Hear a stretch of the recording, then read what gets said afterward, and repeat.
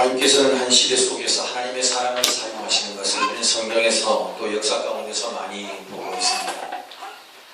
아시는 바대로 솔로몬 왕 이후에 북왕국과 남왕국으로 나눠진 이스라엘, 북쪽이 먼저 멸망을 당하고 남쪽이 나중에 멸망을 당하는 역사를 우리는 알고 있습니다. 북쪽이 19명의 왕을 배출했고 남쪽이 20명의 왕을 배출을 했습니다.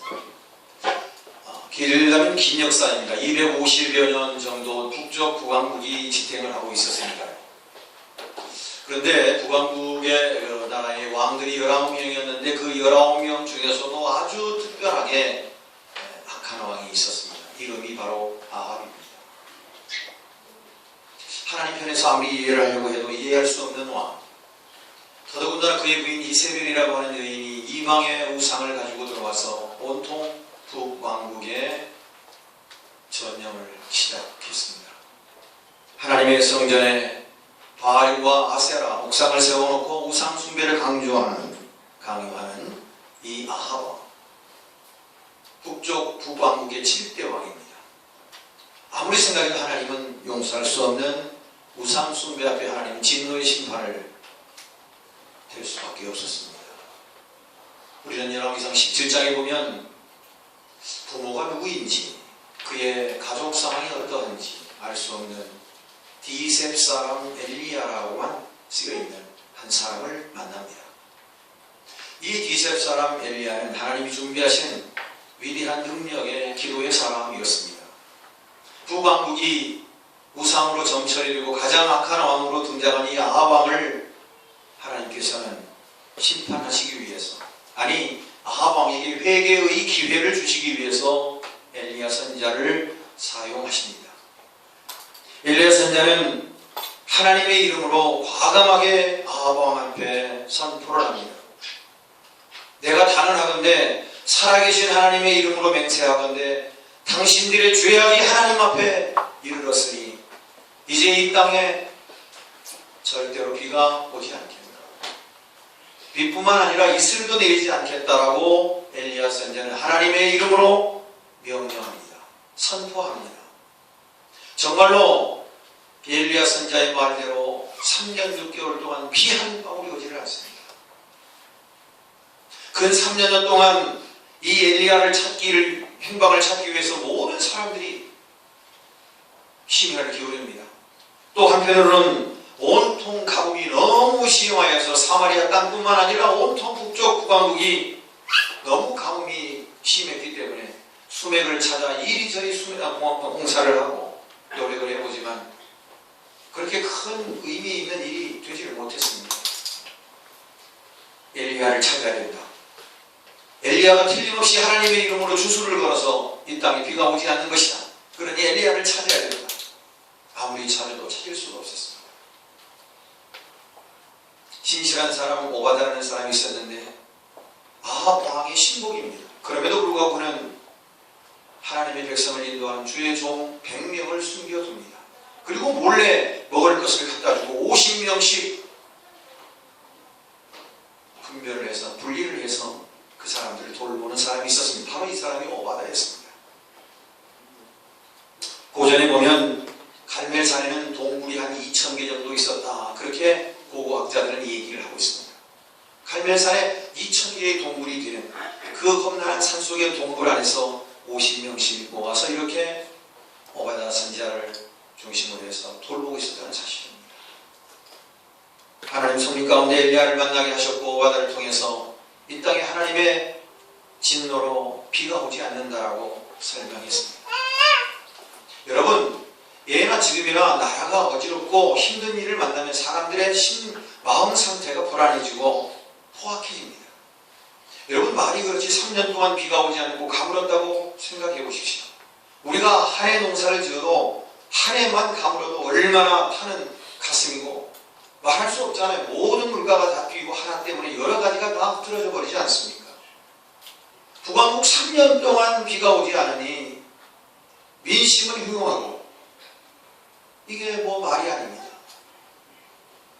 급기야 아합 왕을 추앙하는 신하들과 하나님, 유일신 하나님을 주장하는 엘리야, 갈멜산에 모아놓고 대결을 벌입니다. 누가 진짜 하나님인가를 보여주는, 우리가 너무나 잘 아시는 갈멜산 정상에서 바알과 아세라 목상을 섬기는 선지자들과 하나님, 오직 하나님을 의지하는 엘리야 선자, 누가 하나님인지를, 하늘에서 불의와 모든 재난을 다 살라버리고 진짜 하나님인 것을, 진짜 참신인 것을 보여주는 결판, 담판하는 그 장소가 엘리야 갈멜의 상상했습니다. 우리는 너무나 잘 알고 있습니다. 여지없이 하나님은 엘리야의 손을 들어주셨습니다. 메마른 땅에 비를 내리게 하시는 분 하나님, 온 세상을 통치하시는 분 하나님, 그분이 참신이신 것을 엘리야를 통해서, 엘리야의 기도를 통해서 만천하에 드러내 보이셨습니다. 그리고 사람이 만든 우상 앞에 절하고 거기에 복을 비는 어리석고 하찮은 인생들을 향하여 가감없이 그들을 처형하기 시작합니다. 참 하나님이 어떤 분이신가, 참신이 어떤 분인가, 여과 없이 다 드러내 보인 이후에 엘리야는 거기에 자만하지 않고 이 땅에 비를 내려야 한다는 사실을 직면하고 계속해서 기도합니다. 그리고 그 기도의 결과로 오늘 3년 6개월 만에 이 땅에 비가 내리는 그런 내용이 오늘 본문의 말씀입니다. 야고보서 5장에 보면 이 똑같은 이 본문을 열왕기상 18장 41절에서 46절의 이 본문을 그대로 야고보서 기자는 그렇게 인용합니다. 엘리야는 우리와 성정이 같은 사람이었지만, 성정이 같다는 말은 먹고 입고 생활하고 누리는 모든 삶의 영역이 우리와 별반 다름이 없었다 그 말입니다. 그러나 그가 엎드려 하나님 앞에 기도했더니 3년 6개월 동안 비가 오지 않고 그가 다시 기도함으로 하나님께서 하늘 문을 여시고 비를 내리셨노라고 야고보서 기자는 야고보서 5장에 그렇게 17절 18절에 기록하고 있습니다. 저는 오늘 이 본문의 배경과 이 중심의 말씀을 통해서 7번까지 해야 할 3가지라고 하는 말씀의 제목으로 함께 은혜를 담으려고 합니다. 뭐 아시는 대로 성경에 특별히 7이라는 숫자는 완전 숫자입니다. 히브리인들에게 있어서 우리는 10진법을 쓰지만 1, 2, 3, 4, 5, 6, 7, 8, 9, 10 하면 다시 11, 12, 13 우리는 10진법을 쓰지만 히브리 사람들은 7밖에 없습니다. 1, 2, 3, 4, 5, 6, 7 1, 2, 3, 4, 5, 6, 7 다시 7. 세상의 숫자가 4고 하나님의 숫자가 3이 결합된 7. 이 7은 완전 숫자였습니다. 하나님께서 천지를 창조하시고 6일 동안 일하시고 7일 일을 되는 날에 쉬신 역사를 우리는 너무나 잘 압니다. 7은 완전 숫자입니다. 7의 역사를 우리는 너무나 잘 압니다. 우리가 아시는 대로 아랍 나라의 나아만이라는 장군이 7번 물에 잠겼다 나오니 어린아이 피부처럼 깨끗하게 된 사건을 우리는 너무나 잘 압니다. 여리고성을 7번 돌았더니 허물어졌다는 사건 너무나 잘 압니다. 7은 완전한 하나님의 능력을 나타내는 숫자입니다. 그러므로 7이라는 말은 다함이 없이 최선을 다하여 우리의 모든 것을, 요즘 말로 올인하는 것, 올인해야 할 3가지가 있다 그 말이에요. 7번까지 해야 할 3가지, 올인해야 할 3가지가 오늘 본문 가운데 있다는 말씀. 이 본문의 말씀이 오늘 저와 여러분에게 신령한 하늘의 영의 양식이 되기를 축원합니다. 이 말씀을 통하여서 오늘 우리의 땅에 살아갈 때 담대함으로 믿음의 사람으로 승리하시고 성공하시는 여러분 되시기를 축원합니다. 첫 번째 42절 말씀을 보면 그의 사환에게 이르되 올라가 바닷속을 바라보라. 42절 아합이 먹고 마시러 올라가니라. 엘리야가 갈멜산 꼭대기 위로 올라가서 땅에 꿇어 엎드려 그랬습니다. 땅에 꿇어 엎드려 그랬습니다. 땅에 꿇어 엎드려 그 말의 의미는 원어적인 뜻은 허리를 구부리고 그런 뜻입니다. 허리를 구부리는 것은 기도하는 것입니다. 여러분, 기도하는 자세를 이렇게 표현하고 있다 그 말입니다. 말씀드린 것처럼 엘리야는 갈멜의 산상에서 바알과 아세라를 섬기는 선지자들과 단판을 짓고 살아계신 하나님을 만천하에 드러내고 의기양양하고, 요즘 말로 목에 기부수하고 우리 하나님 이런 하나님이야, 이런 멋진 하나님을 나는 믿고 있어 하고 우쭐댈 만도 한데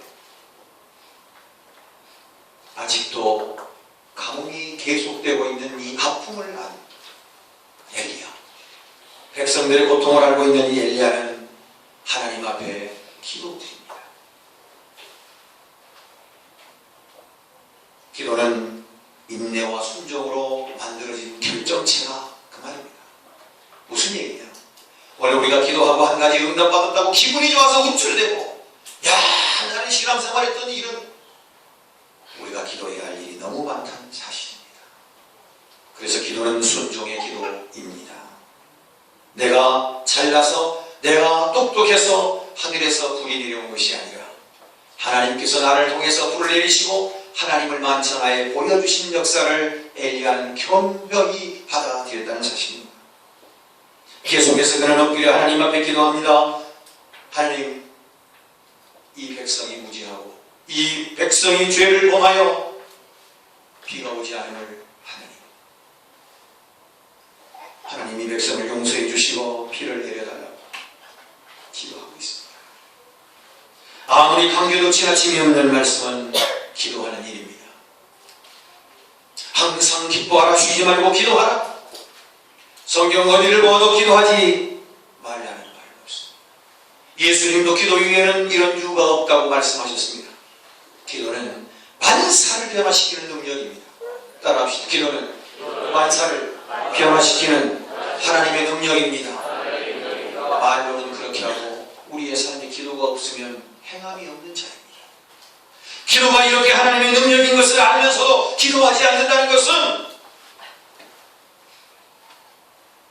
경건의 모양은 있으나 경건의 능력을 부인하는 자, 그런 자 아닐까요? 사랑하는 성도 여러분, 기도는 그래서 영적인 호흡이라. 호흡하지 않으면 죽는 것처럼 오늘 신앙의 삶을 사는 자는 늘 하나님과 교통하고 늘 하나님 앞에 보고하는 기도의 삶을 살아야 할 것입니다. 사환이 옆에 서 있습니다. 엘리야가 무릎을 꿇고 땅에 얼굴을 대고 무릎 사이에 얼굴을 파묻고 하나님 앞에 기도합니다. 하나님, 이 백성을 위해서 하나님 비를 내려주세요. 간절히 기도하고 사환에게 말합니다. 야, 저쪽에 가서 바다 쪽을 바라보아라. 혹시 비가 오는 기색이 있는가? 하나님께서 응답하시는가 좀 알아가지고 와라고. 사환이 갔다가 옵니다. 아직 기별이 없습니다. 또 다시 보냅니다. 야, 비가 올 기미가 있는가 좀 보고 오더라. 예, 아무런 기미가 보이지 않습니다. 7번을 합니다. 7번째 사환이 와서 이렇게 이야기합니다. 43절, 그가 올라가 바라보고 말하되 아무것도 없나이다 이르되 7번까지 다시 가라. 44절 7번째 일어서는 그가 말하되 바다에서 사람의 손만한 작은 구름이 일어나나이다. 비가 쏟아집니다. 영화의 한 장면 같습니다. 오늘 메마른 우리 인생에 하나님 앞에 기도하면, 아니 한 번이 아니고 7번, 아니 완전하게 모자람이 없이 다함을 다하여 우리가 하나님 앞에 기도하면 내리지 않은 멀쩡한 하늘의 하나님께서는 손바닥만한 구름을 띄우시고 하늘문을 여시고 창대비를 내리게 하시는 능력의 하나님이신 것을 믿으시기를 바랍니다. 예수 이름으로 기도하고 예수 이름으로 나아가면 우리 앞에 놓여있는 아무리 거대한 산의 문제를 할지라도 하나님 해결하실 줄로 믿습니다. 여러분 힘드십니까? 괴로운 일이 있으십니까? 기도의 제목이 있으십니까? 기도하십시다. 다함이 없이, 모자람이 없이 완전하게 끝까지 인내와 순종의 기도를 드리시자고요. 한 번 갔다 오더니 아무것도 없고, 2번 갔다 와도 기미가 없고, 3번 갔다 와도 별 변화가 없다고 해서 우리가 주저앉고 좌절할 필요가 없어요. 하나님은 반드시 우리의 기도에 응답하시는 분이신 것을 믿으시기를 바랍니다. 어떤 사람이 태평양을 횡단하기 위해서 그 배를 만들어 가지고 태평양을 횡단하려고 준비를 마치고 바다에 몸을 실었습니다. 한참을 가다가 예기치 않은 큰 태풍을 만납니다. 정말로 파도가 집채만한 파도가 와서 한번 냅다 배를 때려버리면 배는 산산조각이 나서 저만큼 밀려가 버리고 산산조각 난 배를 부여잡고 그렇게 매달려 있으면 다시 한 번 와서 또 파도가 철썩 때려버리면 저만큼 밀려가고 배는 부서질 대로 다 부서져 버렸어. 이제는 영락없이 죽는구나. 부서진 배의 한 부분 뗏목을 끌어안고 두 사람이 그 뗏목에 올라탔습니다. 그들에게는 믿음이 있었습니다. 하나님, 결코 우리를 죽이시지는 않으시겠죠. 하나님, 우리는 하나님을 믿습니다. 너희가 물 가운데 지날지라도 물이 너를 침몰치 못할 것이며 너희가 물 가운데 지날지라도 불이 너를 사르지 못하리라고 하신 말씀을 믿습니다. 하나님, 우리를 살려주신 거죠. 간절히 기도했답니다. 그들의 기도는 하나님 앞에 상달해도 되는 것처럼 뗏목 위에 있는 그 뗏목 위에 앉아있는 사람 머리 위에 갈매기가 날아왔습니다. 날아가지 않고 계속 그 머리 위에 서성거렸습니다. 배가 너무 고파서 오랜 세월을 지탱하기 위해서 갈매기를 잡아먹었습니다. 갈매기를 잡아먹고 그것으로 고기 미끼를 삼고 낚시를 하고 연명을 합니다. 많은 시간, 많은 세월이 지났습니다. 그들은 기적적으로 살아났습니다.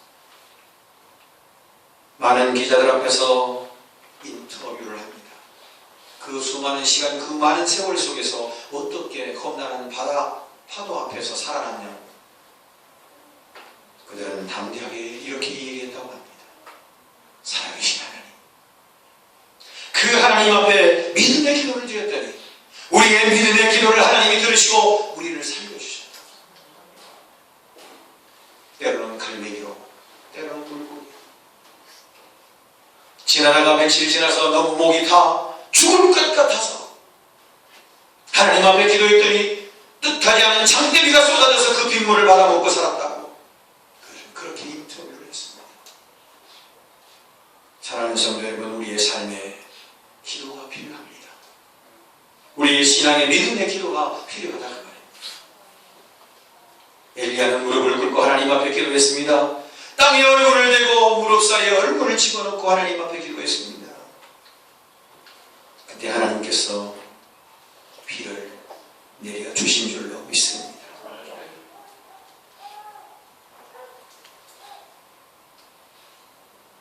엘리야의 기도가 하나님 보시기에 흡족한 기도였다는 것을 우리는 이 말씀을 통해서 너무나 극명하게 잘 볼 수 있습니다. 마태복음 7장 7절을 너무나 잘 압니다. 구하라 주실 것이고 찾으라 찾을 것이 두드리라 열릴 것이니라. 마태복음 21장 22절에 너희가 기도할 때 무엇이든지 믿고 구하는 것은 다 받으리라. 누가복음 18장 1절에서 8절 말씀 우리는 너무나 잘 압니다. 한 과부가 있었습니다. 불의한 재판장 앞에 갑니다. 그리고 그 재판장에게 담대하게 떳떳하게 정의롭게 자기 주장을 굽히지 않고 계속해서 이야기합니다. 불의한 재판장은 정직하게 바르게 성실하게 말하는 이 과부의 변을 들어주지 않을 수가 없었습니다. 주님은 그렇게 말씀하십니다. 그런 것처럼 너희가 마땅히 구할 것을 구하라. 하나님께서 들으시리라. 구하지 않으니 하나님이 너희의 상황을 모를 일이 없겠지만 모르실 리가 없겠지만 구하지 않아서 얻지 못한다라고 주님은 말씀하셨습니다. 사랑하는 성도 여러분, 기도는 하나님의 기적을 경험하는 중요한 일입니다. 그러므로 완전한 7번까지 해야 할 첫 번째 기도하는 일입니다. 한 해가 저물어갑니다. 2013년 시작하면서 여러분 여러 가지 계획들을 세웠을 겁니다. 가정적으로나 신앙적으로나 직장으로나 어떤 것이든지 좋습니다. 여러분 한번 점검해 보십시오. 한 해 동안 여러분 얼마나 믿음의 기도를 드리고 사셨습니까? 얼마 남지 않은 시간입니다만 그러나 우리는 이제라도 하나님 앞에 믿음의 기도를 드려서 살아계신 하나님을 만나고 경험하는 귀한 은혜를 누리시기를 축원합니다. 그렇습니다. 하나님이 원하시는 기도는 순종의 기도고 하나님이 원하시는 기도는 인내하는 기도를 가르쳐주고 계십니다. 사랑하는 성도 여러분, 우리가 꼭 조심해야 할 것이 하나 있습니다. 우리는 간혹 기도하면서 하나님을 이용하는 것처럼 느껴질 때가 있습니다. 여러분, 하나님 앞에 하나님을 얼마만큼 기도 속에서 이용하십니까? 아니면 하나님을 얼마만큼 순종하고 사십니까? 하나님 이것도 필요하고 저것도 필요하고, 하나님 마치 요술방망이처럼 내 필요에 따라서 하나님을 움직여주시는 분인 것처럼 우리는 늘 하나님을 이용하고 살지는 않습니까? 기도라고 하는 이름하에 늘 하나님 이것도 필요하고 저것도 해주셔야 하고 이렇게도 해야 됩니다라고 거의 엄포를 놓는 것처럼 하나님을 이용하고 기도하는 우리의 모습은 아닙니까? 정말로 하나님 앞에 순종하는 마음으로 하나님의 뜻을 구하는 그런 믿음의 기도를 얼마큼 드리냐 그 말이에요. 예수님도 내 뜻대로 마옵시고 아버지의 뜻대로 이루어 주시라고. 주님은 우리에게 기도를 가르쳐 주셨습니다. 너희는 먼저 그의 나라와 그의 의를 구하라. 오늘 우리는 하나님을 마치 내 필요에 따라서 하나님이 움직이시는 것처럼 그런 불순종의 기도를 드리고 있지는 않습니다. 늘 드린 말씀처럼 주님, 나를 이용해 주세요. 나를 사용해 주세요. 우리의 기도가 그러한 기도가 되어야 될 줄로 압니다.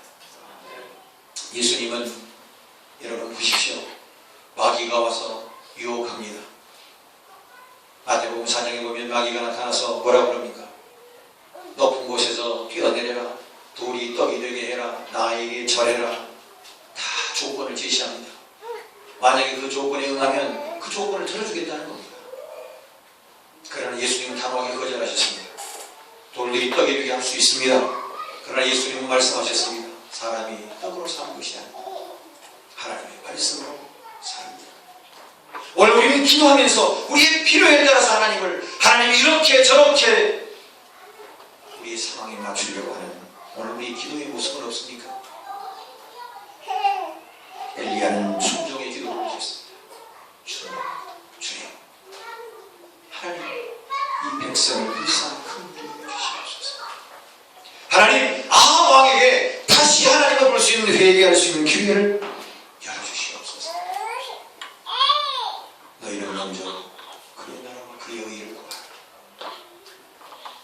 기도는 하나님 앞에 순종하는 자세여야 할 것입니다. 기도는 7번까지 인내하는, 끝까지 인내하는 인내의 기도를 드려야 할 것입니다. 두 번째, 42절에 보니 엘리야는 갈멜산으로 올라갔습니다.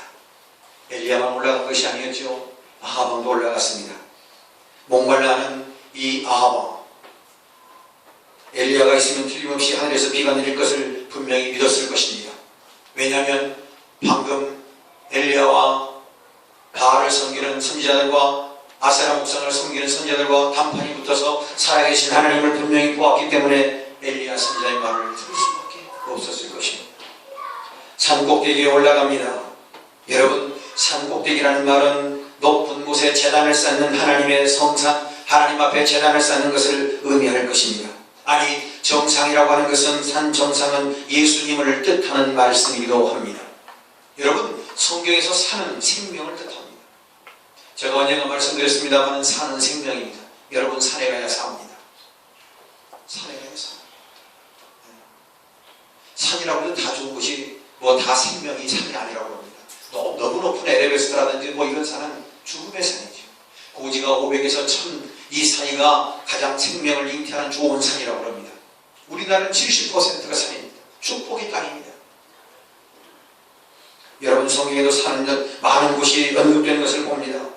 우리가 아시는 대로 아브라함은 자기 아들 이삭을 모리아산 정상으로 가서 하나님 앞에 제물을 드리려고 하는 제단을 쌓았던 일을 우리는 압니다. 창세기 7장의 노아는 의로운 의인이었습니다. 하나님께서 방주를 만드시라고 할 때에 높은 산에 올라가서 방주를 지었다고 했습니다. 모세는 하나님 앞에 계명을 받을 때 시내산에 올라갔습니다. 요한복음 6장에도 보면 예수님께서 갈릴리 디베라 바닷가에서 오병 이어의 기적을 행하실 때도 산에 오르사 그랬습니다. 산은 생명입니다. 생명 대신 예수님께 우리는 최선을 다해 산 정상에 올라갈 때까지 최선을 다해 모든 것을 유혹을 잠재워 산을 오르다 보면 가시덤불도 있고 돌밭도 있고 어려움이 많이 있을 줄 압니다. 그러나 정상인 예수님을 바라보면서 우리는 산 정상 꼭대기까지 올라가야 합니다. 가다가 멈춰서서는 안 돼요. 신앙생활하다가 갑자기 어떤 어려움이 오고 문제가 생겨서 좌절하고 실망하고 멈춰서서는 안 된단 말이에요. 우리 교회 주보에는 신앙생활은 자전거 타기와 같습니다. 자전거는 가만히 있으면 넘어집니다. 자전거는 후진이 없어요. 자전거는 전진만 있습니다. 페달을 밟아야 합니다. 신앙생활은 기도의 페달을 밟고 찬양의 페달을 밟고 예배의 페달을 밟을 때 우리의 신앙은 자전거처럼 전진하는 신앙이 될 것입니다. 산에 올라가야 합니다. 산 꼭대기에 올라가야 하나님을 만날 수 있습니다. 하나님을 바라볼 수 있습니다. 정상에 올라가야 모든 것을 볼 수 있습니다. 올라가는 과정이 힘들고 어려울 수 있습니다. 그러나 믿음의 기도로 인내함으로 우리가 순종함으로 정상을 향해 올라가야 합니다. 가시덤불이 나를 옮겨싸도 가시덤불을 해칠 능력을 우리에게 주셨습니다.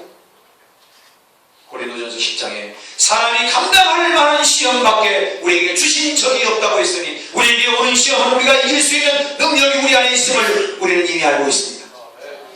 어떤 시험도 하나님 우리에게 온다 할지라도 주님, 나는 이 시험을 극복할 수 있습니다. 왜냐하면 주님은 내가 감당할 수 있는 시험을 내게 주시는 줄로 알기 때문입니다. 사랑하는 성도 여러분, 산 꼭대기를 정상을 올라가야 합니다. 신앙생활은 올라가는 생활입니다. 예수님께서 십자가 위에 달려 죽으시고 그 이후에 제자들을 흩어졌습니다. 엠마오로 내려가는 제자들, 내려갈 때 예수님을 만날 수가 없었습니다. 예수님이 동행했지만 그들은 예수님을 알아볼 수가 없었어요. 내려가는 길.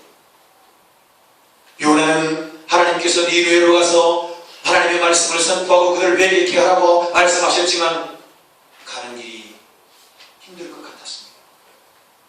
아니, 니느웨 사람들이 꼴 보기 싫었습니다. 그래서 그는 다시스로 내려갔다고 했습니다. 내려가는 거 실패할 수 있습니다.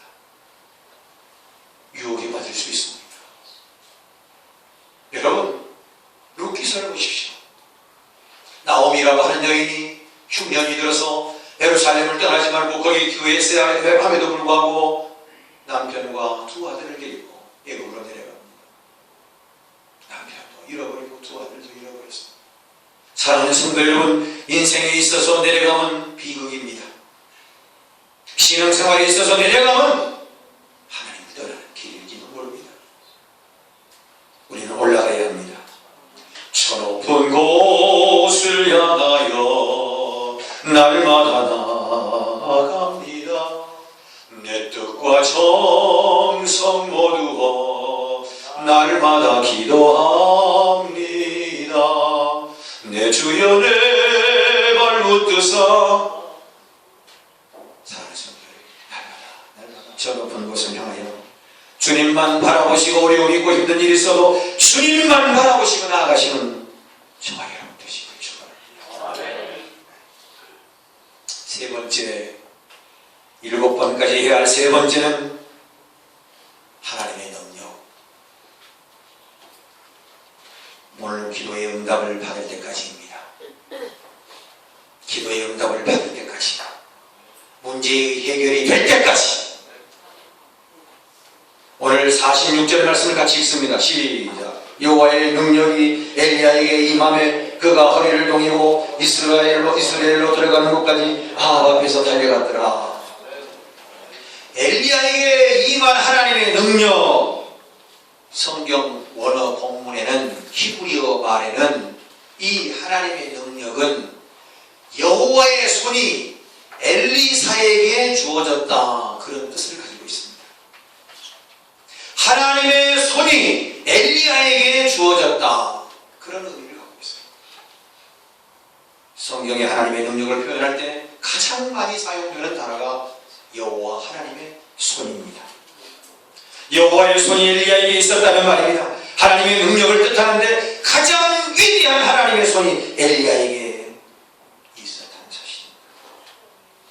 의지하며 순종의 기도를 끝까지 드리면 하나님은 우리에게 하나님의 능력의 손을 우리에게 허락해 주시는 줄로 믿습니다. 역대상 29장 12절, 시편 89편 13절에는 권능과 능력이 여호와의 손에 있다 말씀합니다. 이사야서 59장 1절에는 그의 손은 짧지 않고 강하다 말씀합니다. 시편 8편 6절에는 여호와의 손이 온 우주 만물을 세상을 창조하셨다 기록하고 있습니다. 마태복음 14장에 보면 베드로는 예수님을 바라봤습니다. 바다 위를 걸어오시는 예수님을 바라보았습니다. 놀랐습니다. 유령인 줄 알았습니다. 베드로는 예수님을 바라보면서 이제 나도 걷고 싶다고 물 위를 걸어가고 싶다고 했습니다. 예수님을 바라볼 때 베드로는 물 위를 걸을 수 있었습니다. 그러나 몰려오는 태풍과 바다의 노한 풍랑을 바라보고 베드로는 여지없이 물에 빠져버리고 말았습니다. 오늘 우리가 주님을 바라볼 때 풍랑을 이길 수 있습니다. 물 위를 걸을 수 있다 그 말이에요. 우리가 문제를 가지고 있다면 기도의 응답을 받을 때까지 주님, 이것은 피하라고 하는 게 아니라 나로 하여금 이 문제를 해결할 수 있는 능력을 키우라고 나에게 문제를 주신 줄로 알고 하나님 감사합니다. 주님이 나와 함께 하시니 이 문제는 분명히 해결됩니다. 될 때까지 제가 기도하겠습니다. 주님의 때가 반드시 저에게 올 줄로 믿습니다. 그런 기도가, 그런 결심이 우리에게 있어야 한다는 사실입니다. 시편 10편 12절에 하나님 그의 백성을 위하여 계속해서 그의 손을 들고 계신다고 말씀합니다. 능력을 행하신다는 말씀입니다. 엘리야는 그 비를 맞으면서 아합에게 그렇게 얘기합니다. 지금 저기에 손바닥만한 구름이 떠오르는데 틀림없이 저 구름과 함께 창대비가 쏟아지니 빨리 아합 왕은 병거를 수레를 타고 빨리 피신에 가라고, 비를 맞지 않기 위해서 가라고 합니다. 여러분 여기 보면 마차를 타고 이스르엘로 갔다 그랬습니다. 정확하게 거리가 몇 킬로쯤 떨어져 있는지는 모르지만 비가 몰려오니 아합 왕이 옷에 비가 젖지 않도록 마차를 빨리 몰지 않았겠습니까? 그렇지 않습니까 여러분? 마차를 몰고 아합 왕이 먼저 출발해서 갔습니다. 그리고 엘리야는 하나님 앞에 기도하고 비가 오는 것을 확인하고 아합 왕께로 갑니다. 여러분 성경 어디를 봐도 엘리야는 마차를 탔다는 말이 없습니다. 비행기, 자동차, 이건 뭐 상상할 수 없는 일이고요. 그런데 오늘 우리의 눈을 의심하는 것처럼 여러분 마지막 절을 보십시오. 이스라엘로 들어가는 곳까지 아합 앞에서 달려갔더라 그랬습니다. 아합이 마차를 타고 갔는데 마차를 타고 간 왕보다 먼저 엘리야가 뛰어가고 있었다는 말이에요. 우리는 이 말씀을 읽을 때마다 우리의 눈을 의심하지 않을 수 없습니다. 비를 내리시는 하나님, 마차를 타고 가는 아합 왕을 앞질러 가게 하시는 능력의 여호와의 손이 임하여 엘리야에게 능력이 임하게 되죠. 마차를 탄 아합 왕보다 먼저 가 하나님의 기적을 경험하게 되었다는 사실입니다. 말씀을 정리합니다. 사랑하는 성도 여러분, 7이라는 숫자는 완전수입니다. 최선을 다하고 최고의 삶으로 우리가 행해야 할 것이 3가지가 있는데, 첫째는 기도하는 일입니다. 하나님 이용하지 말고 하나님 앞에 순종하는 마음으로 인내와 순종의 기도를 드려야 할 줄 압니다. 기도할 때 하나님의 능력을 경험합니다. 두 번째, 우리는 정상 예수 그리스도만을 바라보고 중간에 가다 포기하는 일이 절대로 있어서는 안 될 것입니다. 산 정상에 올라가다 보면 가시덤불도 있고 돌도 있고 여러 가지 어려운 장애물들이 있을 줄 압니다. 그러나 정상에 올라갈 때까지는, 하나님을 만나고 문제가 해결될 때까지는 최선을 다해야 합니다. 포기하지 마십시오. 중단하지 마십시오. 하나님이 도와주십니다. 끝까지 갈 때 46절 엘리야에게 능력이 임했습니다. 오늘 우리의 삶에 여호와의 손이 우리에게 임할 줄을 믿습니다. 그런 삶을 통하여 오늘 저와 여러분 이 시대 속에서, 각박한 시대 속에서 믿음을 앞세워 믿음으로 승리하는 위대한 신앙인들이 되시기를 하나님을 높여드리고 하나님 앞에 영광을 돌려드리는 축복의 사람 되시기를 주님의 이름으로 축원합니다. 거룩하신 주님 감사합니다. 우상의 극함을 당할 때 아합왕을 경계하고 아합왕에게 배려의 기회를 주신 하나님께서 기셉 사람 엘리야를 세우시고 놀라운 기사와 이적을 행하셨습니다. 엘리야는 영웅처럼 많은 사람들에게 높임을 받았지만 그러나 그는 겸손했습니다. 살아계신 하나님이 불러서 응답하셨지만 그는 아직도 땅에 엎드려 무릎 사이 얼굴을 대고 하나님 앞에 간절히 기도하는 인내와 순종의 사람이었습니다.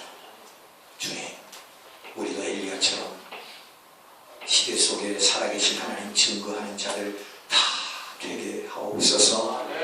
아버지, 한 주간 세상 속에 살아갈 때 능력의 사람으로 살아가게 하옵소서.